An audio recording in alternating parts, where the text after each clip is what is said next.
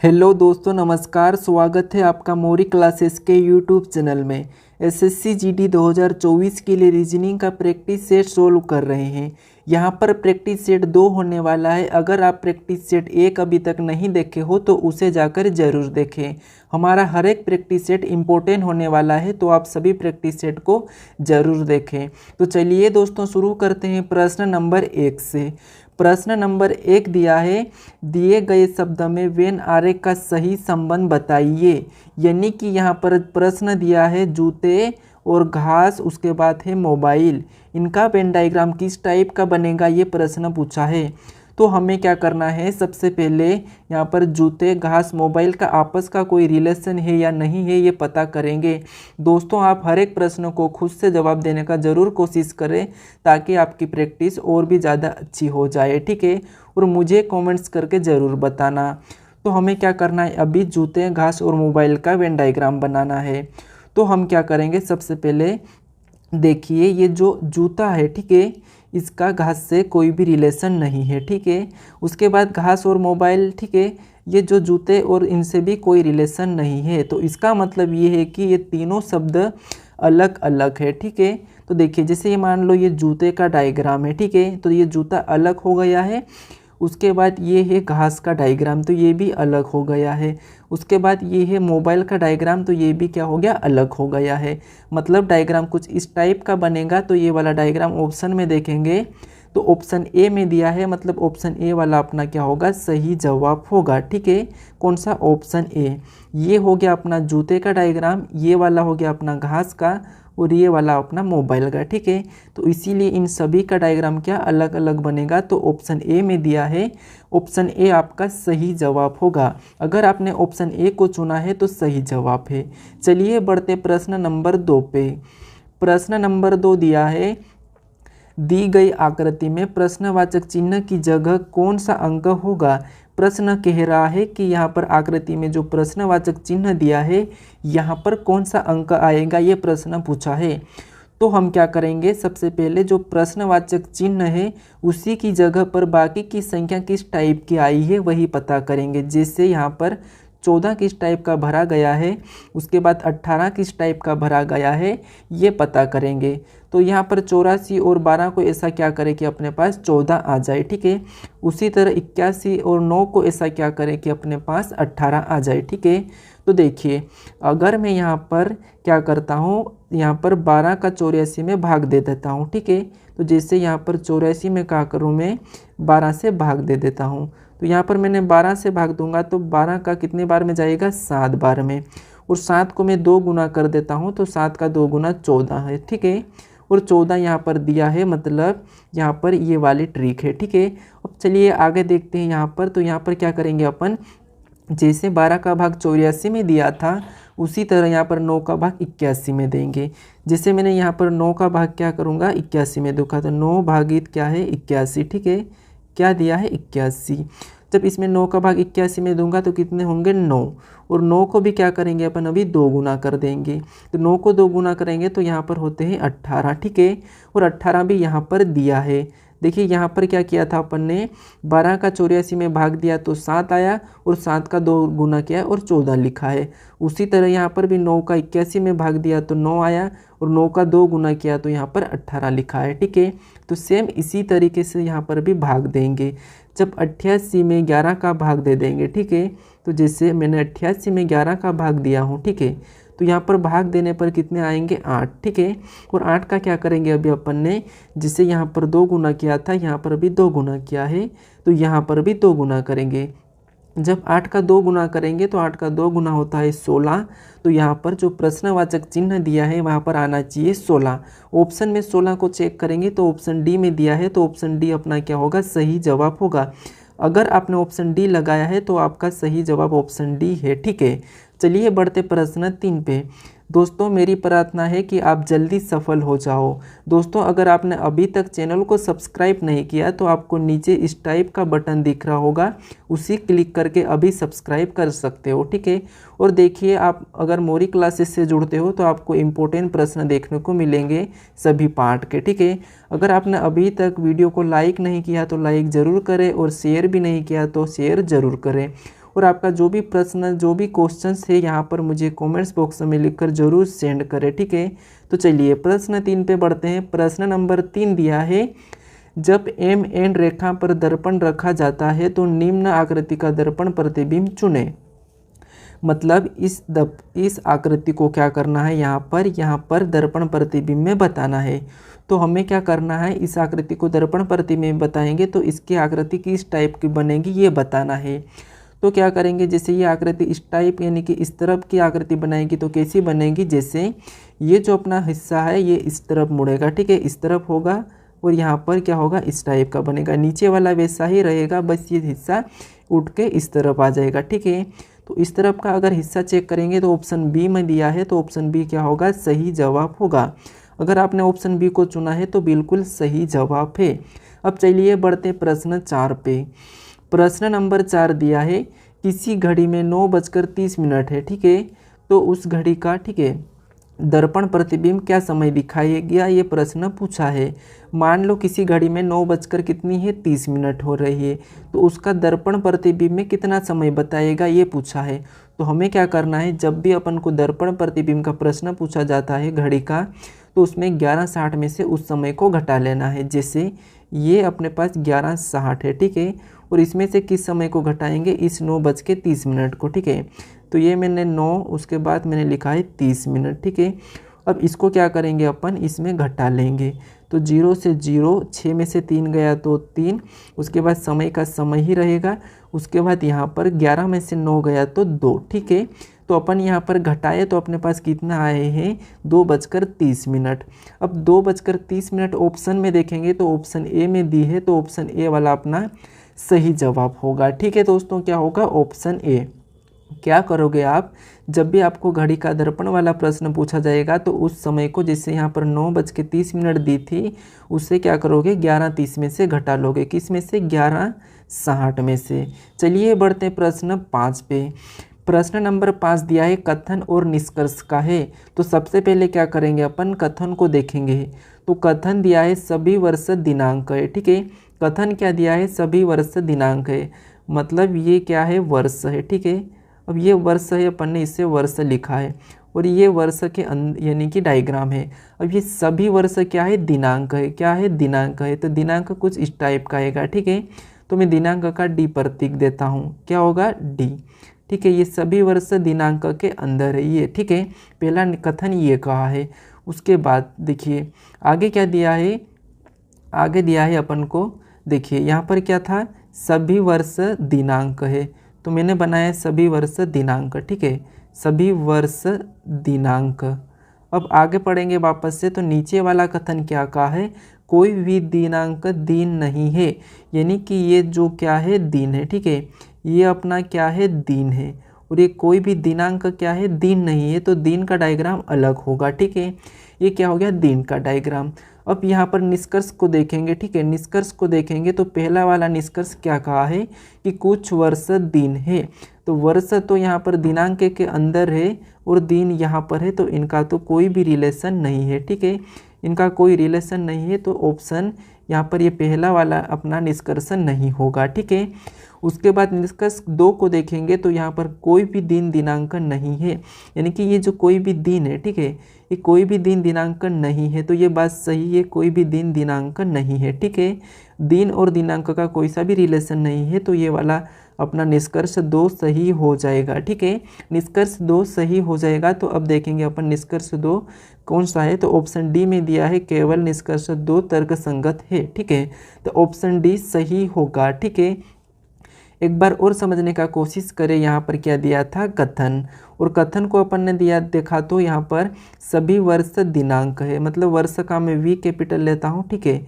ये सभी वर्ष क्या है, दिनांक है, तो ये दिनांक के अंदर आएंगे, ठीक है।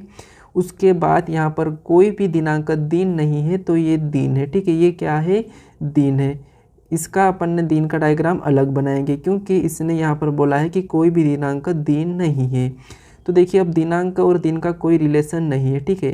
और प्रश्न पूछा है कि यहाँ पर निष्कर्ष में कि कुछ वर्ष दिन है, तो वर्ष यहाँ पर है, ठीक है, वर्ष यहाँ पर है और दिन यहाँ पर है, तो इनका कोई रिलेशन नहीं है, तो ये तो गलत होगा, ठीक है। अब दूसरा वाला क्या दिया था अपन को, कोई भी दिन दिनांकन नहीं है, तो कोई भी दिन दिनांकन नहीं है, तो ये भी बात सही है, तो इसीलिए यहाँ पर दूसरा सही होगा, यानी कि ऑप्शन डी सही जवाब होगा। चलिए बढ़ते प्रश्न 6 पे। प्रश्न नंबर 6 दिया है, उस विकल्प की, ठीक है, उस विकल्प की पहचान करें जो तीसरी आकृति से उसी प्रकार संबंधित है जिस प्रकार पर मतलब दूसरी आकृति पहली आकृति से संबंधित है, यानी कि यहाँ पर पहली आकृति का संबंध दूसरी से उसी प्रकार तीसरी आकृति का संबंध बताना है। तो अपन क्या करेंगे, इसमें एनोलॉजी का है, आकृति एनोलॉजी का। तो जैसे यहाँ पर जो बाहर की अपन को आकृति दिख रही है ये अंदर की आकृति में है, ठीक है, यानी कि जो बाहर की आकृति है यहाँ पर आकर अंदर हो गई है और जो अंदर की आकृति त्रिभुज की थी वो बाहर आकर बड़ी हो गई है, ठीक है। तो हम भी क्या देखेंगे, अगर ये अंदर की आकृति बाहर करेंगे तो बाहर आकृति ऑप्शन सी में ही दिखी है, ठीक है।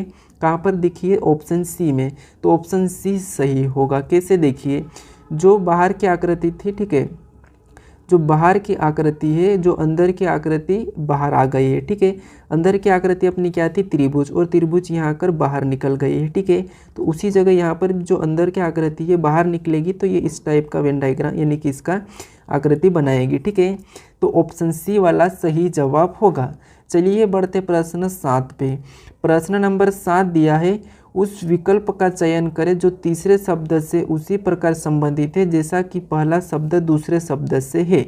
मतलब यहाँ पर लोहे को लिखा है FE और चांदी का पूछा गया है। तो हमें क्या करना है, सबसे पहले इसने लोहे को FE कैसे बताया है, हम उसी टाइप से यहाँ पर चांदी का बताएंगे। तो देखिए, लोहे का प्रतीक क्या होता है, तो लोहे का प्रतीक FE होता है, ठीक है, यानी कि FE का मतलब क्या होता है, लोहा, यानी कि लोहे का प्रतीक है। तो चांदी का प्रतीक क्या होगा ये बताना है। तो चांदी का प्रतीक क्या है, तो चांदी का प्रतीक है AG, ठीक है, क्या है, AG। और AG ऑप्शन में देखेंगे तो ऑप्शन सी में है, तो ऑप्शन सी वाला सही जवाब होगा, ठीक है। जिस प्रकार लोहे का प्रतीक FE है उसी प्रकार चांदी का प्रतीक AG होगा, ठीक है। तो ऑप्शन सी में दिया है तो ऑप्शन सी वाला क्या होगा, सही जवाब होगा। चलिए बढ़ते हैं प्रश्न 8 पे। प्रश्न नंबर 8 दिया है, यदि, ठीक है, यदि @ बराबर 5 दिया है और यहाँ पर प्रतिशत बराबर 2 दिया है और एंड बराबर 9 दिया है और हैशटैग बराबर 7 दिया है, तो यहाँ पर प्रतिशत, एंड और हैशटैग और यहाँ पर @ इसका मान बताओ, ये प्रश्न पूछा है, ठीक है। तो हमें क्या करना है, सबसे पहले इनका मान पता करना है। तो मान पता करने के लिए क्या करेंगे अपन, जैसे @ का इसने 5 दिया है तो यहाँ पर @ का 5 ही लिखेंगे। जैसे यहाँ पर एक तो प्रतिशत अपन को दिया है, ठीक है, उसके बाद एंड दिया है, ठीक है, उसके बाद क्या दिया है, एंड दिया है, उसके बाद हैशटैग दिया है, उसके बाद यहाँ पर दिया है @ ठीक है। अब इसका मान देखेंगे अपन। तो सबसे पहले प्रतिशत को इसने लिखा था 2, तो अपन प्रतिशत की जगह 2 को लिखेंगे। उसके बाद इसने एंड को लिखा है 9, तो अपन एंड की जगह 9 को लिखेंगे, ठीक है। उसके बाद इसने हैशटैग को लिखा था 7, तो अपन हैशटैग की जगह 7 को लिखेंगे, ठीक है। उसके बाद इसने @ को लिखा है 5, तो अपन भी @ के स्थान पे 5 को लिखेंगे, ठीक है। यानी कि इसका मान क्या निकल के आया अपने पास, इसका मान निकल के आया है 2975। उस यहाँ पर ऑप्शन में देखेंगे तो ऑप्शन बी में दिया है, मतलब 2975 यहाँ पर ऑप्शन बी में मैच हुआ है, तो ऑप्शन बी वाला सही जवाब होगा, यानी कि इसका मान क्या होगा, 2975, ठीक है। अगर आपने ऑप्शन बी को चुना है तो ऑप्शन बी सही जवाब होगा, ठीक है। बढ़ते प्रश्न 9 पे। अब 9वें नंबर का प्रश्न दिया है, किसी सांकेतिक भाषा में मोम को 11 लिखा गया है तो डेट को क्या लिखा जाएगा, ठीक है।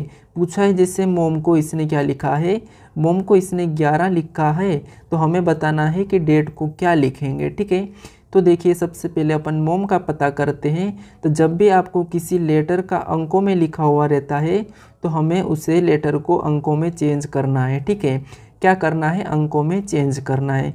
जैसे मोम यानी कि M आता है 13 नंबर पे, उसके बाद O आता है यहाँ पर 15 नंबर पे और उसके बाद M आता है 13 नंबर पे, ठीक है।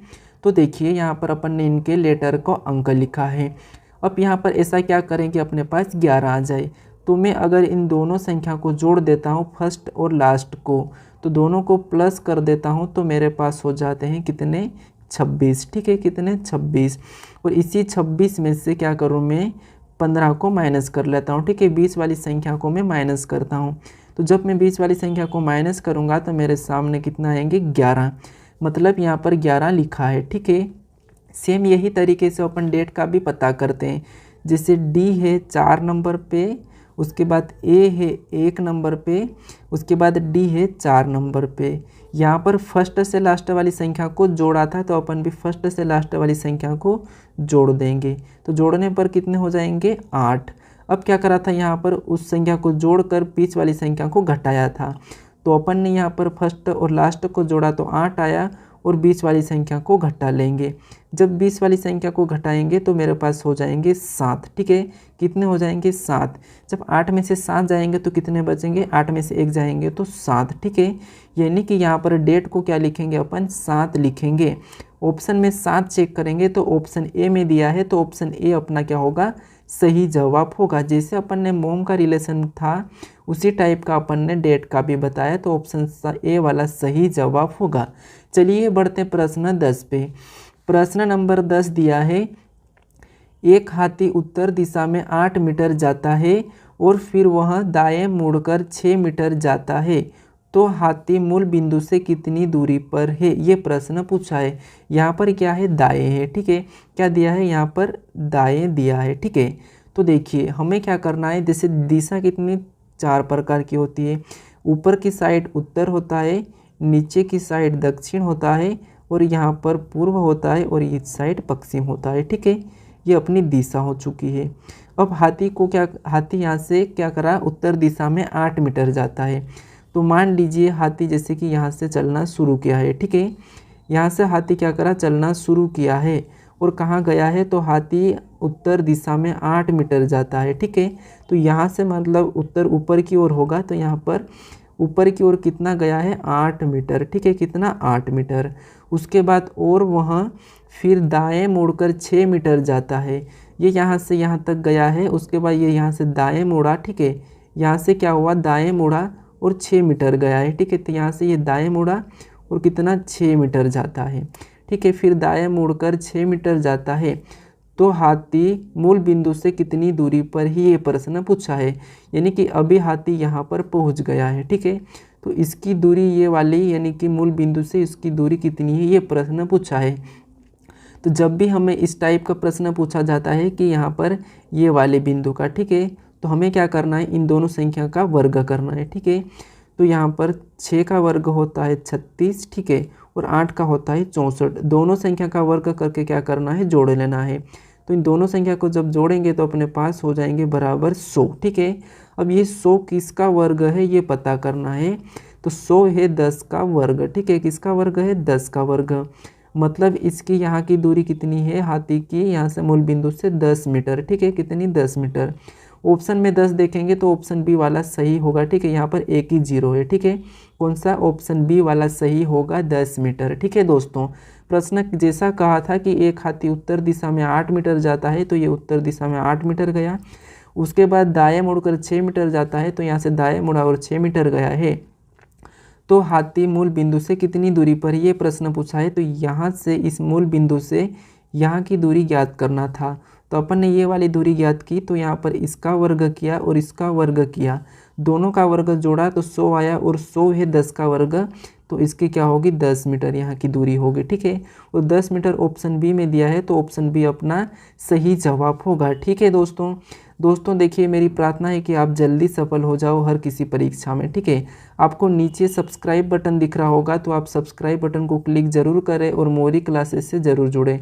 मेरे 10 के सब्सक्राइब करने में आपका बहुत बहुत धन्यवाद। ठीक है दोस्तों, अगर आपने अभी तक वीडियो लाइक नहीं किया है, वीडियो को यहाँ तक देखा है तो वीडियो को ज़रूर लाइक करें यहाँ पर क्लिक करके, और हाँ अपने दोस्तों के साथ ज़रूर शेयर करें इस वीडियो को। ठीक है, यहाँ पर क्लिक करके, और आपका जो भी प्रश्न है, आपने जो भी अगर कहना चाहते हो तो आप इस कमेंट बॉक्स में, ठीक है, इस कमेंट बॉक्स में लिखकर मुझे सेंड करें कि आपका जो भी प्रश्न या जो भी डाउट है, ठीक है, वो मैं सारा डाउट इस कमेंट के थ्रू आपको क्लियर कर दूंगा, ठीक है। तो यहाँ पर ज़रूर कमेंट्स करके बताएं और आपके इन 10 प्रश्नों में से कितने प्रश्न सही रहे हैं वो भी मुझे ज़रूर प्रश्न का उत्तर बताएं, ठीक है। तो चलिए मिलते हैं दोस्तों नेक्स्ट वीडियो में पार्ट 3 में।